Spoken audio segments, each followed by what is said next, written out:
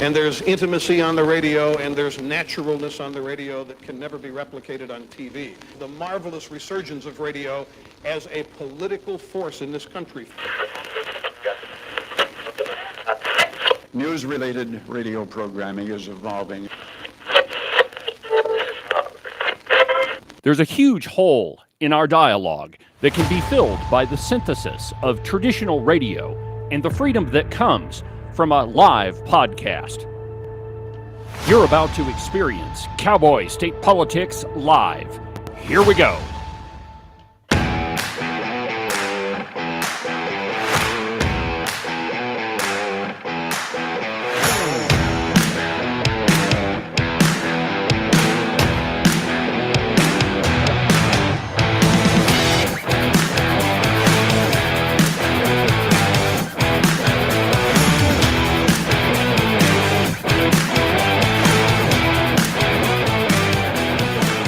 Good morning, my friends, and welcome to another incredible installment of Cowboy State Politics Live. From very high above all the bombastic twits in the Wyoming mainstream media, this is Cowboy State Politics. I, of course, am your illustrious host, David Iverson, firmly ensconced behind the silver Cowboy State Politics microphone, and broadcasting to you from the base of the Bighorns at the Cowboy State Politics Studio in Sheridan, Wyoming. Good morning, my friends, and welcome to the program. It's Friday, and thank God that it is. I know it seems like it's been a really long week, but really it hasn't. Maybe it's been that I took that trip over to Jackson, but it just feels like that Friday today would never get here. But it's finally here, and we've all got the weekend to look forward to. Before we get there, though, a absolutely outrageous word from our sponsors. Starting on Monday, I'm going to be announcing a new sponsor for the program. I'm super excited about them. I've been looking for, trying to hook this company up for a while, so I'm really pleased that I'm going to get to introduce you to them. Also, another little program note before we get going. On the podcast, you're going to be hearing, it's going to sound a little bit different than it normally does. The advertising, that is. I'm going to start with some programmatic ads. Don't worry, there isn't going to be any other crazy ads from any other people other than me. They're just going to be placed differently and at random spots. There's this new feature on Podbean that I'm going to be playing with, and maybe it'll make my life a little bit easier in doing all the advertisements. So anyway, just a couple of notes. Don't be surprised when things sound a little bit different on the podcast, but that's all going to start Monday. On today's program, I've got a number of stories, and if you're watching on the Ditto Cam, you can see my chalkboard, and there's a whole bunch of stories out of elected officials wasting our money. And, you know, it's when Democrats are concerned, that's almost a foregone conclusion, right? You elect a Democrat, they're going to waste or steal money. And almost always it comes out. Well, in a couple of cases, it has, and there's some big time reports coming out. So we're going to begin this morning with Dr. Evil Biden and $1 trillion. In an article entitled Biden-Harris Administration Set to Top $1 trillion in Improper Payments, a government watchdog reports, and I quote, "The Biden-Harris administration is set to surpass $1 trillion in inflation-adjusted improper payments, according to a new watchdog group. That puts the administration on track to break the record for the highest amount of improper payments in a single presidential term. Open the Books found improper payments, which, quote, are made by the government to the wrong person, in the wrong amount, or for the wrong reason. And they're forms of wasteful government spending that include underpayments, overpayments, administrative errors, and in some cases, outright fraud. And I quote, leadership occasionally pays lip service to tamping down improper payments, but it's obvious. The more we spend, the more mistakes get made, a spokesman with Open the Books explained. We need to have greater accountability for mitigating the losses and give Congress the tools to troubleshoot the problem. Open the Books analysis found that over $764 billion in improper payments, that is $800 billion when adjusted for inflation has been expended by the Biden-Harris administration in the first 3 fiscal years. That means taxpayer funds have been wasted at a rate of $7,500 per second, $450,000 every minute. The administration is now on track to surpass a whopping $1 trillion in improper payments before the end of President Joe Biden's term in January, which would mark a new record. Almost $250 billion in improper payments, $235 billion, were recorded during the 2023 fiscal year alone. Various government programs and agencies are responsible for the payments, with Medicare and Medicaid collectively accounting for $101.5 billion on the erroneous spending last year. The figure accounts for 43% of last year's improper payments. COVID programs continue to burden the taxpayer, with $66.4 billion in improper payments stemming from the Department of Labor's Pandemic Unemployment Assistance Program and the Small Business Administration's Paycheck Protection Program. About $295 million in improper payments from the Office of Personnel Management went to deceased people. $295 million. Over $250 million was paid to people who are no longer alive, while $171 million was paid to prisoners, openthebooks.com found. So we're talking in excess of just about, let's see here, almost $500 billion was paid to people that either aren't alive or can't legally hold a job because they're in prison. And this is the government that was supposedly going to be the adults in the room. Don't worry, the adults are back in the room. Joe Biden is going to take care of all of this. Remember all the ads that we have to get the child-like Donald Trump out of office so the adults can take over, be more reasonable, be more responsible. That's why we had to elect Joe Biden. And what we found is $1 trillion in improper payments. In other words, that's $1 trillion of printed money that should have never been spent at all. And last number I heard, that Biden has spent somewhere around $6 trillion. So that's 1/6 of his entire amount of money that he has spent during his presidency went to the wrong people, or was just improperly paid, or was just downright fraud. The Internal Revenue Service gave out faulty tax credits in the amount of $25 billion, with $546 million of that going to families who claim that they have more children than they actually do. Meanwhile, about 29% of federal overpayments, or $51 billion, have been recovered from 2023 so far. So $51 billion compared to $1 trillion.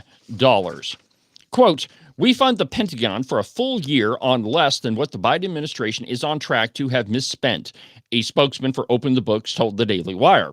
How much lost taxpayer money will finally embarrass leadership into action? How much money do we have to waste before the adults in the room, Biden and company, will actually step up to the plate and be responsible? It seems that $1 trillion isn't enough, and thank God we'll get them out of office in a couple of months, because it would top $2 trillion by the end of a total of 8 years in office. Now, the situation could be worse than the numbers suggest. The Government Accountability Office says that the improper payments figures likely do not include the full impact of fraud. Quote, "Improper payment estimates may not fully incorporate fraud that involves sophisticated fraud schemes, collusion, document falsification, or false statements," the office concluded in a February 2024 report. Improper payments have plagued the federal government for years, with Open the Books reporting a startling $2.9 trillion in improper payments made from 2004 to 2022, adjusted for inflation. Let me repeat that number for you. $2.9 trillion of improper payments in 18 years. So in 20 years, we spend, almost $3 trillion. A bipartisan proposal to curtail wasteful spending, the Improper Payments Transparency Act, would require federal agencies with over $100 million in spending to provide a more thorough reporting on improper expenditures and track such payments over a 3-year period to determine their trajectory. This is absolutely incredible, my friends. $1 trillion of absolutely blown money in less than 4 years. And these are supposed to be the adults in the room. But Biden's not alone. No. He has some company up in New York with Governor McAdams, or Adams. And, we could call him Spendy McSpenderson, but he's only spending money on himself.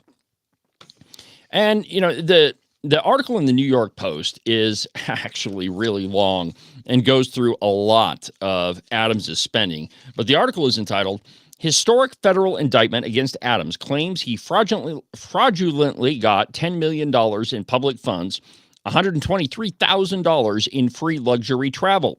Think about that, $10 million in public funds, and he's only a mayor. Now, Mayor Adams took bribes. That is absolutely the truth, even though he was on TV yesterday saying that, oh, no, I'm going to fight these false accusations.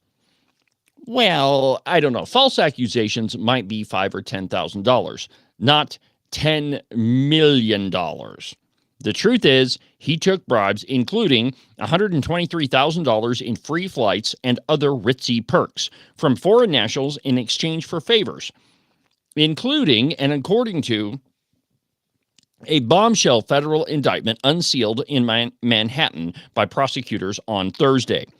The historic 5-count indictment, the first against a sitting New York City mayor, details an alleged decade-long pattern of corruption by Adams, which includes fraudulently obtaining $10 million in public campaign funds.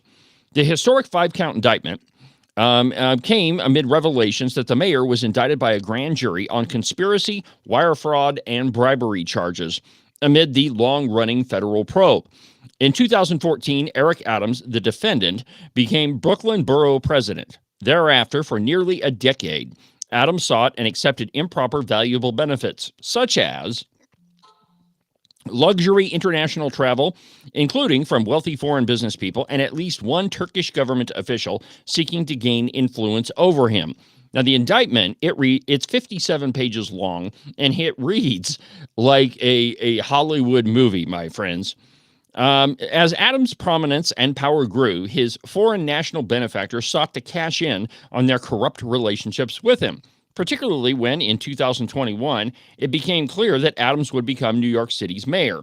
Quote, Adams agreed, providing favorable treatment in exchange for the illicit benefits he received. Adams' first court appearance was scheduled for Friday at noon at the Manhattan Federal Courthouse at 500 Pearl Street, the official said. And I was watching on Fox News before the program. He absolutely showed up, so that's a good thing. Showing up for New York City taxpayers. In the sprawling indictment, prosecutors laid bare an alleged scheme that helped Adams underwrite his 2021 mayoral campaign while showering him with free hotel rooms, flights on Turkey's national airline, and meals at high-end restaurants. In exchange, Adams allegedly pressured Big Apple officials to waive inspections and push through approval for the Turkish consulate in Manhattan. After Adams allegedly helped grease the FDNY inspections on the Turkish consulate, a Turkish official offered him effusive praise, documents state. Quote, "You are great, Eric. We are so happy to hear that," the Turkish official texted Adams, according to court papers.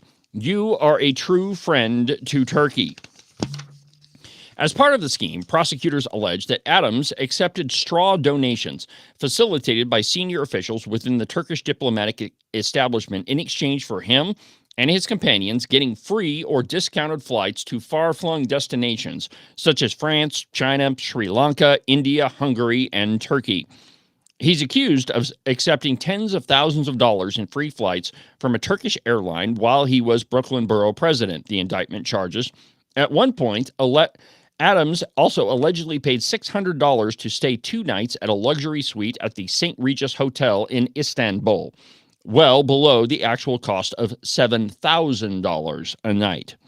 Again, at times would allegedly create and instruct others to create fake paper trails in order to falsely suggest he had actually paid for the travel benefits. And if you look through this list, it is gigantic, my friends. So just to give you a couple of the highlights off of it, in 2016, he went to India. Now, the benefits of that one were a free upgrade to business class for a 2 on round-trip flights from New York to India. That was $12,000.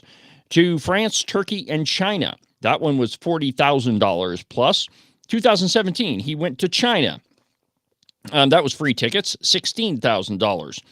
In 2018, he went to Hungary, and that was $12,000. 2019 was Turkey, another $9,000.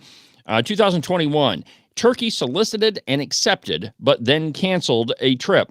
A free upgrade to business class for 2 on round-trip tickets from New York to Turkey.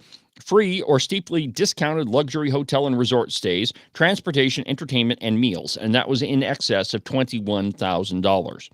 So, the corruption, it doesn't seem to know any bounds, my friends. And it's always when the Democrats are in charge. And there doesn't seem to be any end of it.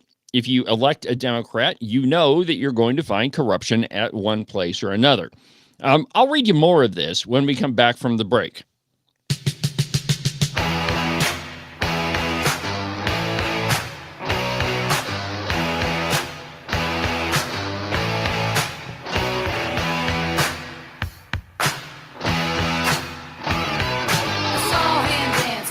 By the record machine, I knew he must have been about 17. He was running strong, playing my favorite song, and I could tell it would be long that he was with me, yeah, me. And I could tell it wouldn't be long that he was with me, yeah, me. Singing, I love rock and roll, spend a long time in the jukebox, baby.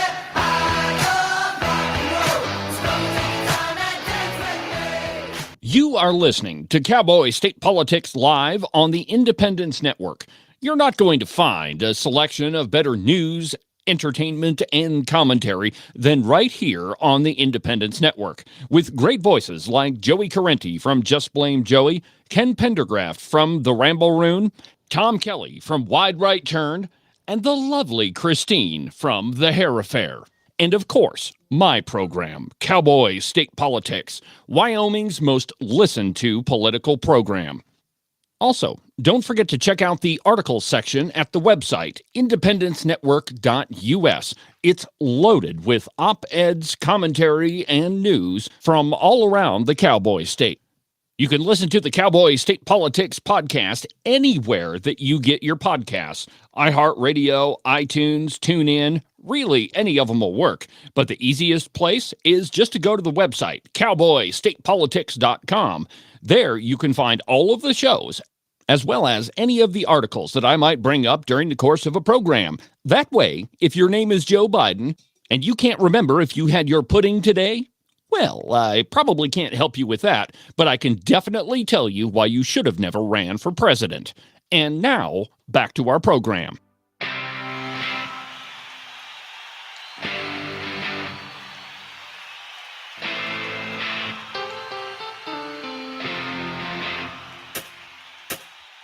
I remember I was 8 years old with a blank tape waiting by the radio.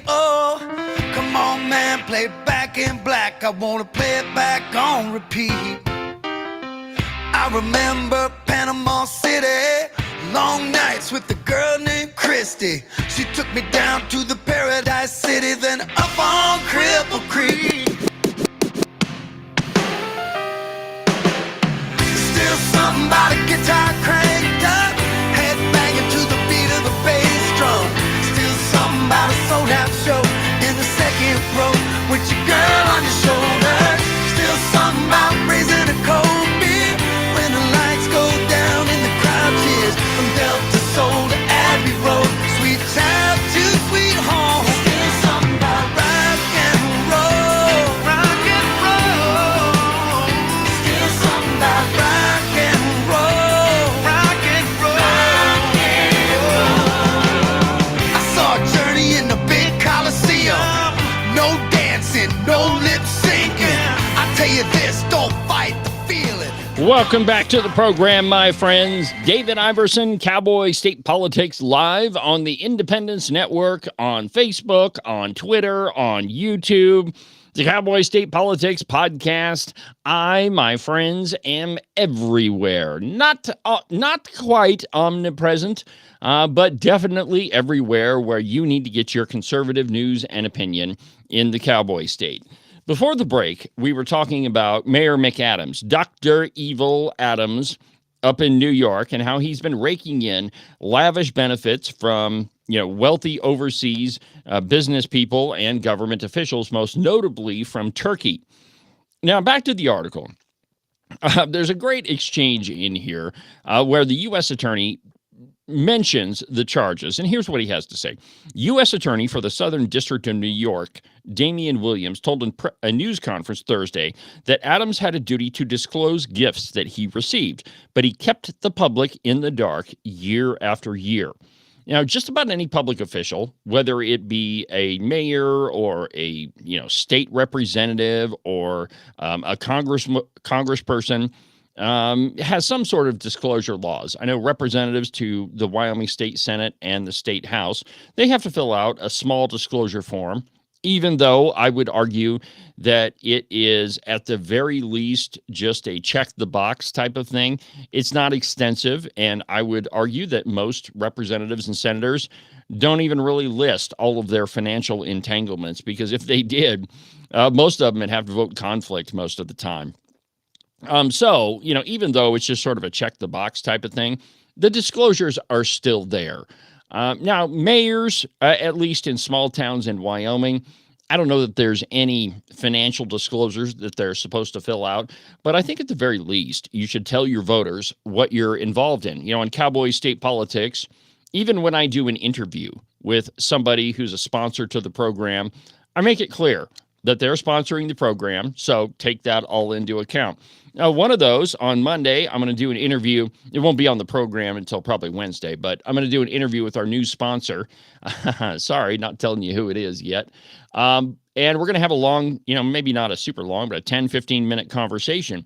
But I guarantee that it's going to begin with, congratulations to our new sponsor, so that my audience is well aware of what type of opinion they're getting, that I do have a financial relationship with them, and that they're, paying for airtime on this program.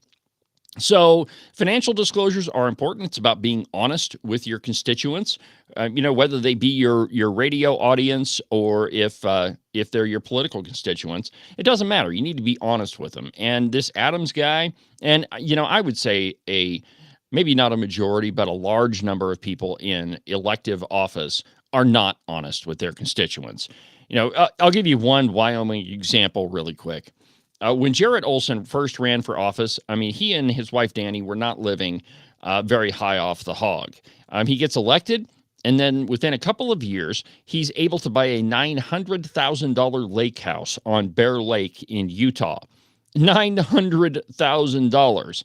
He's got a corner law office right by the Capitol. And it is less than a block away from the Wyoming Capitol. So a significant increase in funding in just a couple of years. Now, I don't know if there's any graft or anything going on there, but it sure is suspicious. And just to be honest with his constituents, he ought to fill out that disclosure form and be specific. How much property does he own? How is he gaining? How is he getting paid? Is it just his law office, or are there foreign investments? What's going on there? There have been other allegations in the Wyoming legislature of elected people profiting a great deal from, what they've been able to accomplish in the legislature. For a long time, this rural broadband thing was a hot topic. There was a bill just about every session that came up, and there were a couple of prominent people in the legislature that were highly involved in that. One of whom was Albert Sommers. Now, I'm not alleging that there was anything improper going on there. What I am saying, however, is those things need to be, exposed. They need to be disclosed to voters. It's only that way that we can be, have faith and trust in our elected officials that they're going to act in our best interests, because that's what being elected to a public office is.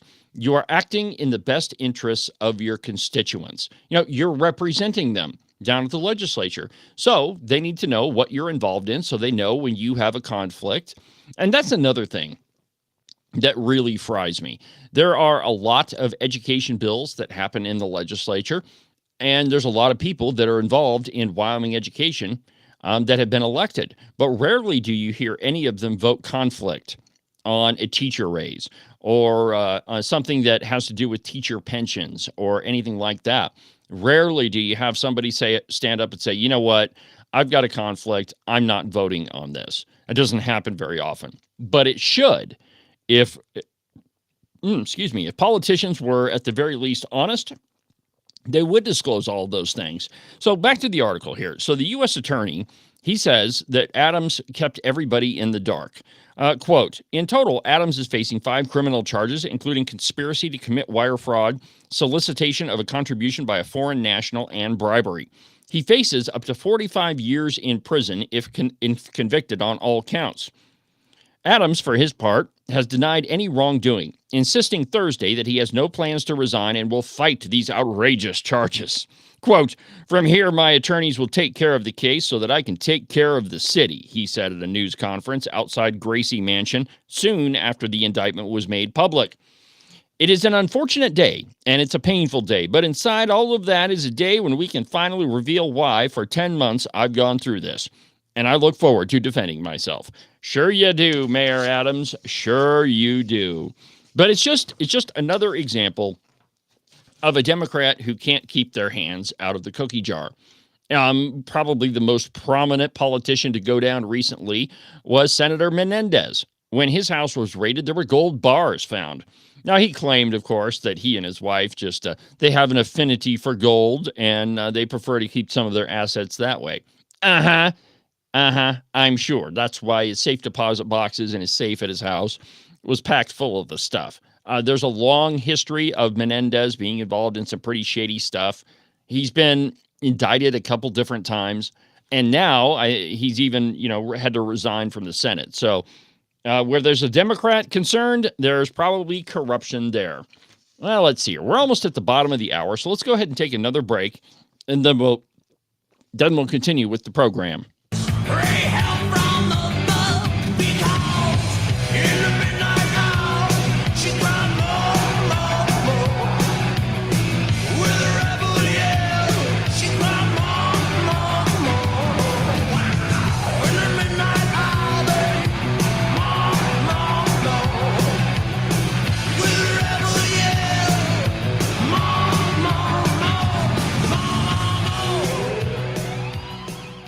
It's spring in the Cowboy State, or as Albert Sommers likes to say, spring-ish. Time to get the motorcycle out of the garage, time to go up the mountain, time to get outside and tromp around. And when you're doing that, you still want to make sure that you take care of your feet. The best way that you can do that is order a pair of Kenai boot socks from the Buffalo Wool Company.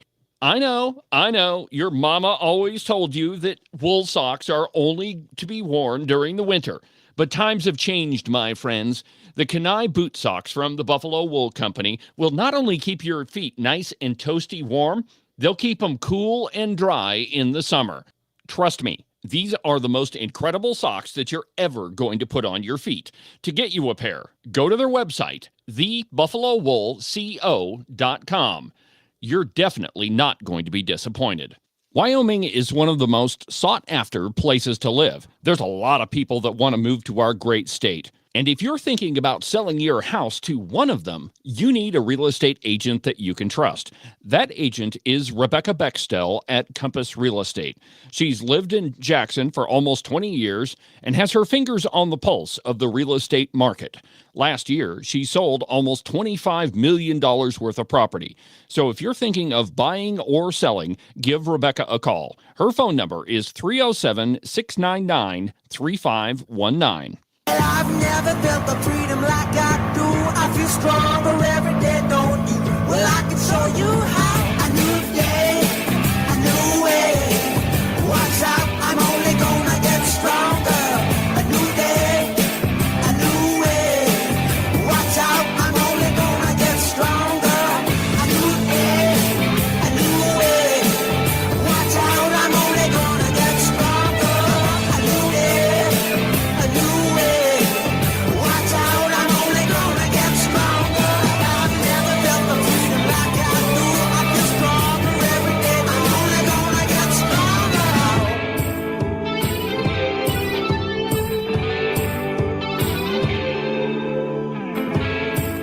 Welcome back to the program, my friends. David Iverson behind the silver Cowboy state politics microphone, doing what I was born to do each and every day, my friends, behind this microphone, talking to you, bringing you the news that you need to hear.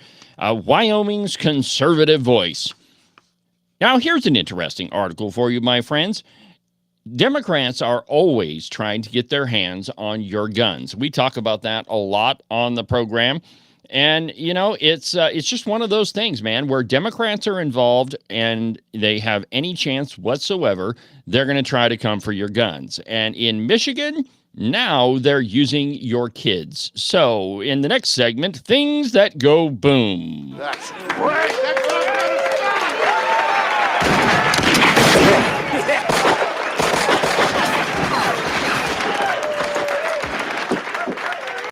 Michigan lawmakers have created an anonymous tip line for children to report improperly stored guns.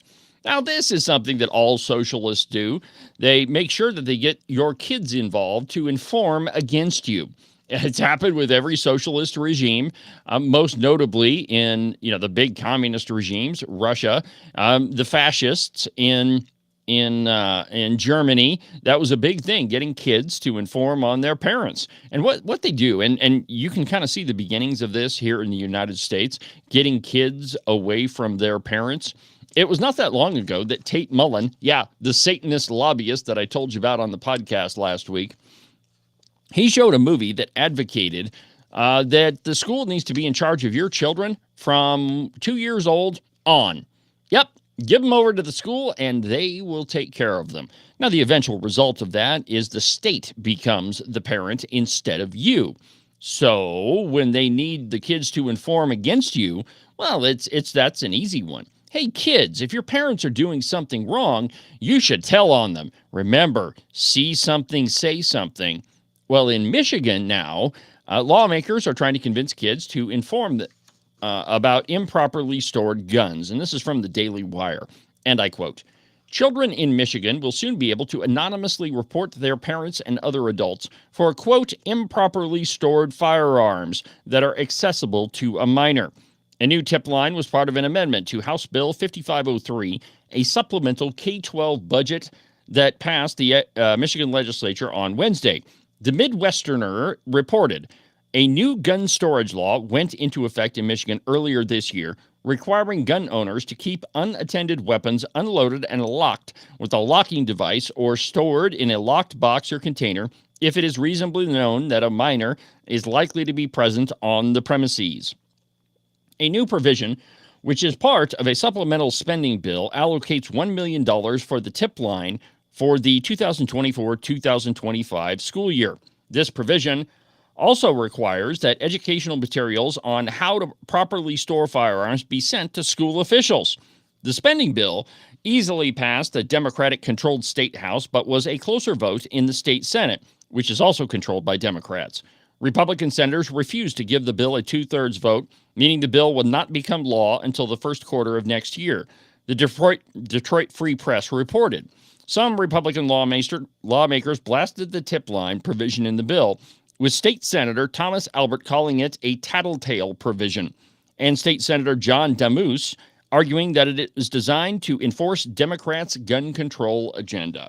It absolutely is. First of all, no one should be able to tell you how to manage your own house. Well, except maybe for your wife, in which case that's only if you want to stay out of the doghouse. But for the state to tell you how to store your firearms, it's absolutely outrageous, my friends, that nobody can come into your home and violate the front door, your personal property, and tell you how to prosecute your life. That's not a thing that is the responsibility of government. Secondly, getting your children to inform on you, that is not the job of the government. It is absolutely a violation of your Fourth Amendment rights against unreasonable searches and seizures. And this one gets a little tricky, right? Because the government is telling you how to store something in your own home. Now, if they walked into my house, well, if I lived in Michigan, I would never live in Michigan. But anyway, let's just say that I did. I've got guns all over my house. Excuse me. What I meant to say is they were the victim of a tragic boating accident, and I used to have guns all over my house. But for the government to be able to tell your kids to inform on you, absolutely incredible. Quote, this hotline is nothing more than a page out of the Stasi playbook, encouraging children to spy on their own families, State Representative Angela Rigas told the Midwesterner. This is a dangerous step towards weaponizing children in households for the left and an outrageous government overreach under the guise of public safety. Now, don't forget, it was Benjamin Franklin that said that those who would exchange liberty for a little temporary safety, actually said essential liberty for a little temporary safety, deserve neither. And that is absolutely the case. Disarming you, whether it is by your children or by the government, is not going to make you safer. It only furthers tyranny, my friends. Now, the supplemental package was passed by the Michigan legislature after Democratic Governor Gretchen Whitmer was blasted by both Republicans and Democrats for signing an educational budget in July that cut funding for school safety and mental health by $300 million. Honestly, I'm okay with cutting the whole mental health craze that we have going on. That's not the school's job. That is the job of parents. Now, how long is it going to take us to convince the left, and we probably never will convince the left, that the job of parents is to take care of their kids? It's not the school's job. The only thing the school's supposed to do is make sure that they can read, write, do a little math, and learn a little science. Other than that, they just need to butt out. It's not their job to worry about their mental health or to worry about their sexuality or all the other myriad of things that schools are doing now.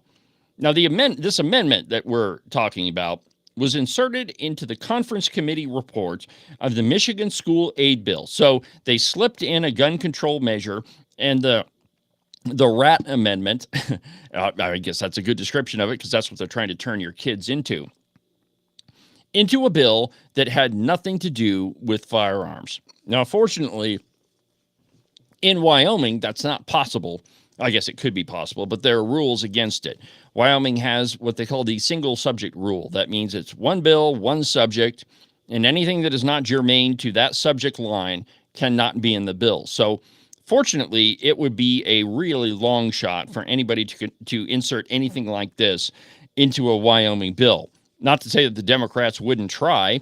They tried to get rid of the death penalty in Wyoming in an abortion bill. So it's not like there isn't attempts to go around that rule all the time, but it's highly unlikely. So yeah, now we're going to turn kids into informers, which is exactly what the Democrats and the socialists want. I mean, it never ends with these people. So there's an interesting piece on the Blaze, and I know that a lot of you have been thinking about this ever since the couple of assassination attempts against President Trump. It used to be, and I think Trump even said this at one of his rallies, that it used to be that the FBI, the ATF, the Alphabet Gang would stop things before they happened. That was kind of what they were known for, to catch criminals before they committed a dangerous act of terrorism or assassination. I mean, that's why the FBI earned the reputation of the finest law enforcement agency on the planet.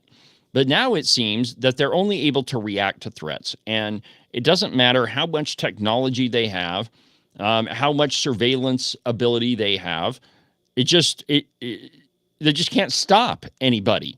And I think it all has to do with, forcing this DEI agenda. Now, I know the folks on the left, they say, oh, those conservatives, they're blaming everything on DEI. Well, yeah, and there's a couple of reasons for that. First, if you're going to hire people and select people merely on the basis of their gender or the color of their skin, then you are going to get incompetence at the highest level.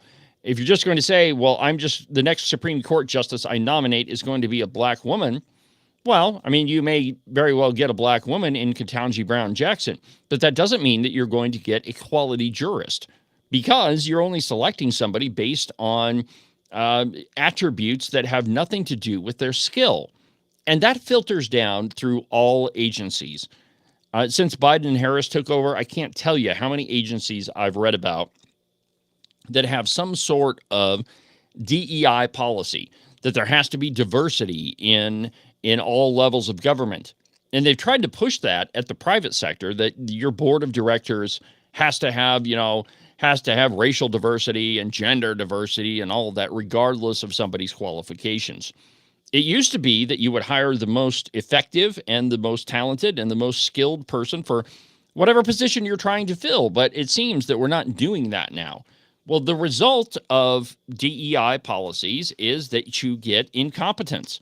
Things slip through the cracks. So, for instance, you have an outdoor rally, and the lady that's in charge of the Secret Service says, "Well, that slope up there, it seems a little dangerous. I don't think we need our agents up there," even though it's basically less of an incline than a handicap ramp at your local YMCA.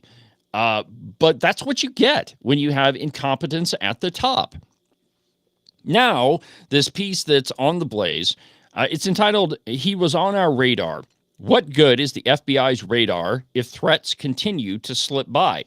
And I quote, A strange and concerning incident took place at a recent Trump rally in Tucson, Arizona.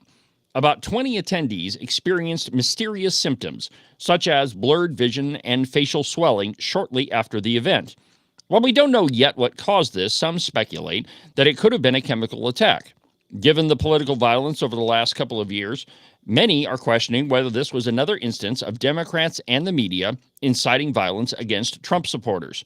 The incident at the Tucson rally isn't just a one-off. It's part of a much bigger problem with the FBI. Arizona journalist Christy Kelly appeared on Blaze News Tonight last week to discuss the story. She interviewed 10 attendees who became ill after the rally.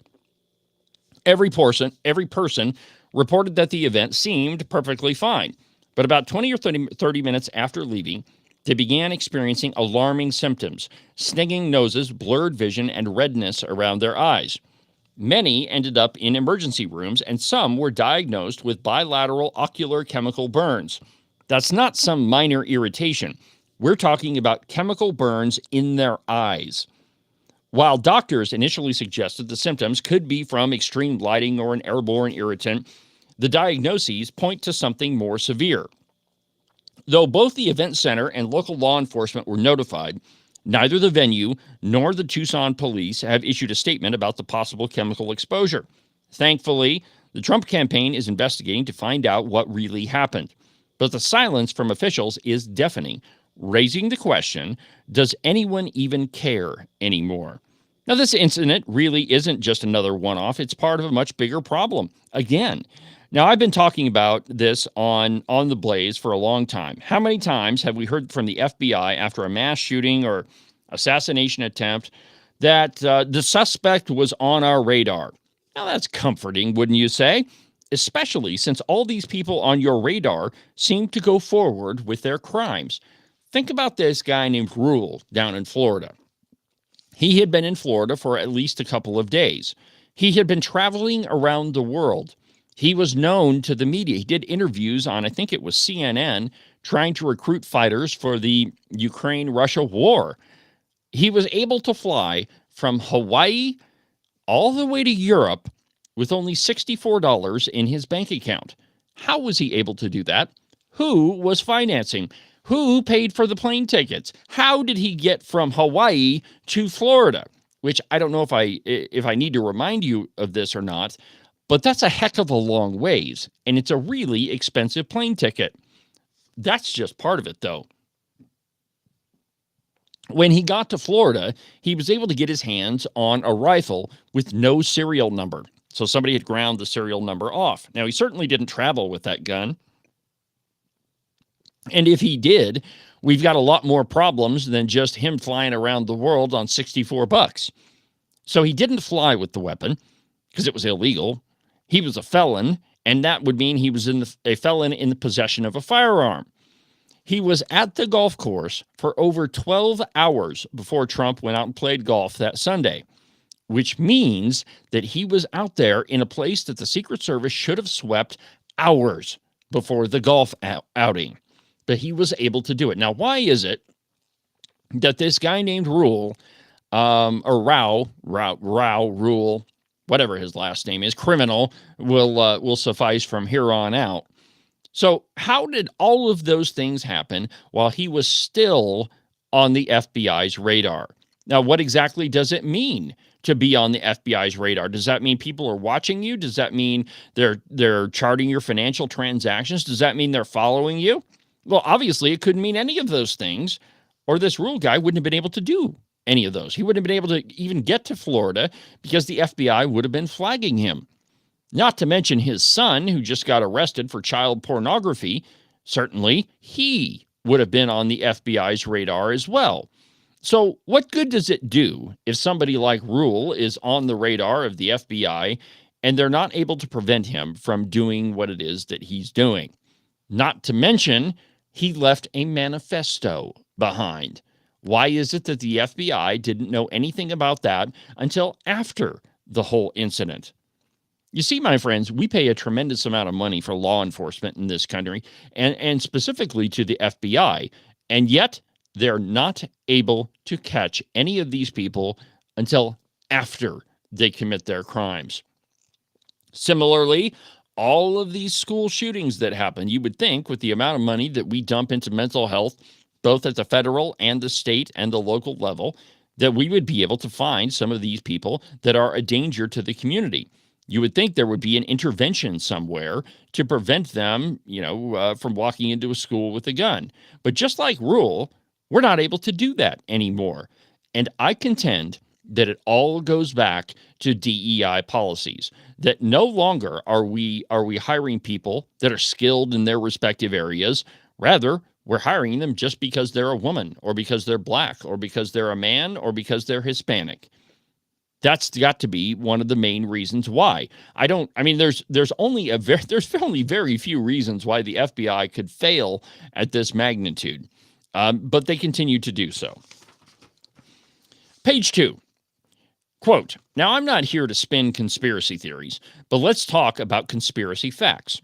We live in an era which the government knows everything about us. With the power of artificial intelligence and all the data that it collects, the FBI could easily identify unstable individuals like Rule. With the power the Bureau holds, who's to say that it couldn't manipulate someone into thinking that he has a responsibility to act violently? Now, I'm not saying that that's what's happening, but with the level of trust Americans have in their government at an all-time low, this most recent failure surely isn't helping their case at all. So, Democrats, let me ask you something. Do you trust the system? Would you trust it if Trump gets reelected? Would you trust that Trump was going to be, in charge of everything and he's going to right all the wrongs? If you're a Democrat, would you trust him? Well, you shouldn't, given everything you posted over the last 8 years. Unless you're counting on a one-party state, this same government could one day be used against you. That's why it's essential that we demand the rule of law be enforced equally, regardless of political affiliation. The danger isn't on just one side, my friends. There's danger out there for all of us. The only way we protect ourselves from an out-of-control government is by ensuring that no one has this kind of power. Once it's in the hands of someone you don't trust, it's too late. And if we don't demand accountability and equal justice now, it won't be long until we find ourselves on the wrong side of that power. And frankly, we may already be there. More after the break. That's great! That's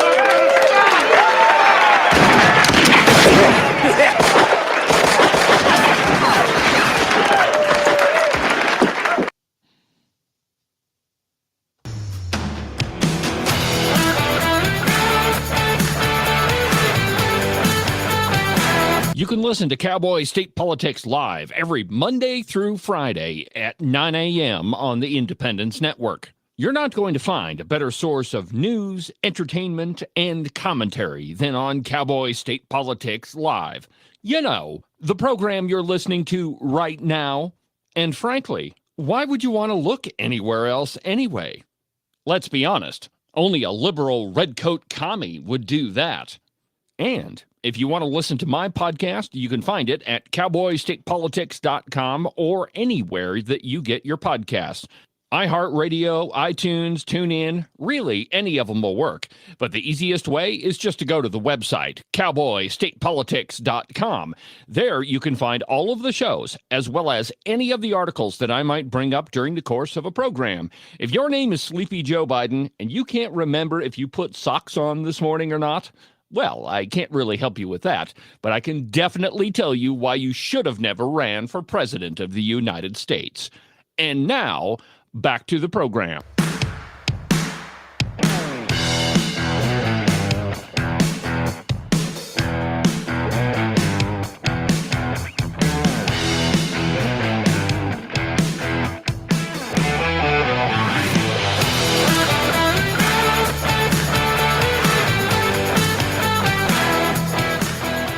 David Iverson, Cowboy State Politics, welcome back to the program.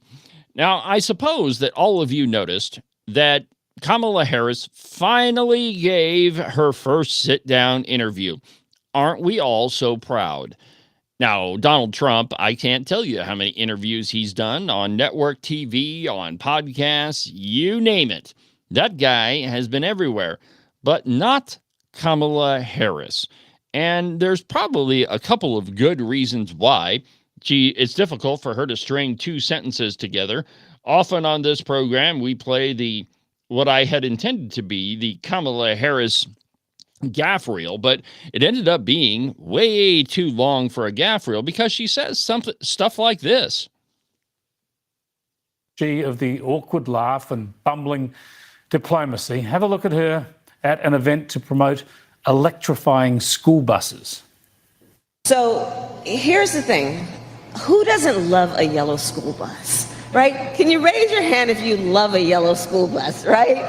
Just, there's something about and most of us, many of us went to school on the yellow school bus, right? And it's part of our experience growing up. It's part of, a nostalgia and a memory of the excitement and joy of going to school, to be with your favorite teacher, to be with your best friends, and to learn. The school bus takes us there. Yeah, the school bus takes us there. Or she says stuff like this. What can be, unburdened by what has been. What can be, unburdened by what has been. Now, that might be a really good reason why you don't want your candidate to be sitting down for an interview with anybody of any reputation, which is why they chose somebody who doesn't have that great of a reputation, and in fact, another one of her BFFs, and PMS NBC's Stephanie Ruhle. And she is the perfect picture of corporate media propagandizing. Now, Ruhle disgraced herself when she failed to press Harris on key issues and later defended her on non-answers. It wasn't an interview. It was a propaganda session. Vice President Kamala Harris wasn't the only one who embarrassed herself on live television Wednesday night during her first one-on-one interview since joining the 2024 race for the White House. The interviewer, MSNBC's Stephanie Ruhle, has also beclowned herself when she not only failed to press Harris on key issues, but also waved off the Democratic presidential nominee's refusal to give a clear and direct answer as normal and acceptable. The bar for Ruhle to do her job was already relatively low. In addition to her working for one of the most well-known Democratic propaganda outlets in the corporate media complex, Ruhle has publicly and unapologetically offered Harris a cascade of compliments and excuses, while simultaneously calling her political challenger, former President Donald Trump, a threat to democracy. So if you're Kamala Harris and you really have a hard time putting cogent thoughts together, why wouldn't you choose Stephanie Ruhle? After all, Stephanie Ruhle is not going to press you on when you say stuff like this. Remember? Concept. You remember? He has, quote, concepts of a plan. Concepts of a plan.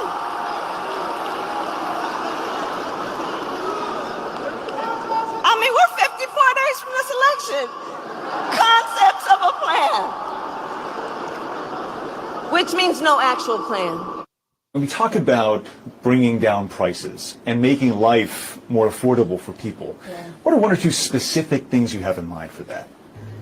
Well, I'll start with this. I grew up a middle-class kid. My mother raised my sister and me. She worked very hard. She was able to finally save up enough money to buy our first house when I was a teenager. I grew up in a community of hardworking people, construction workers. Oh, I can't take it anymore. I grew up a middle-class kid.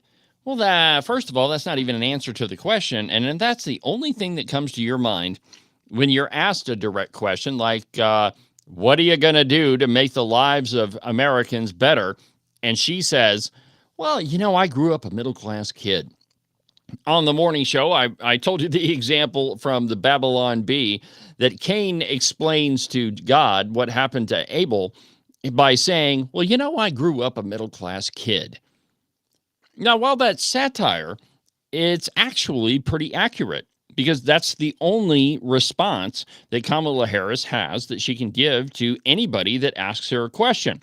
But she didn't really have to worry about that with PMS NBC's Stephanie Ruhle. Her hard-hitting questions were no more difficult than this one. Can we trust you? Yes. Yes. I am not perfect, but I will tell you, I'm always going to put the needs of the people first. Madam Vice President, thank you for your time. So that is what qualifies as a hard-hitting question in Stephanie Ruhle's world. Can we trust you? A question to any politician, which would already have a canned answer. Of course you can trust me. Pay no attention to everything else that I've lied to you about. You can absolutely trust me. It's absolutely ridiculous, my friends. But, during the sit-down, which would have never been awarded to Ruhle thanks to her propensity for a Harris propaganda, the pair laughed their way through Kamala Harris's lies. You've laid out policy in great detail, Ruhle fawned during the nearly 25-minute conversation.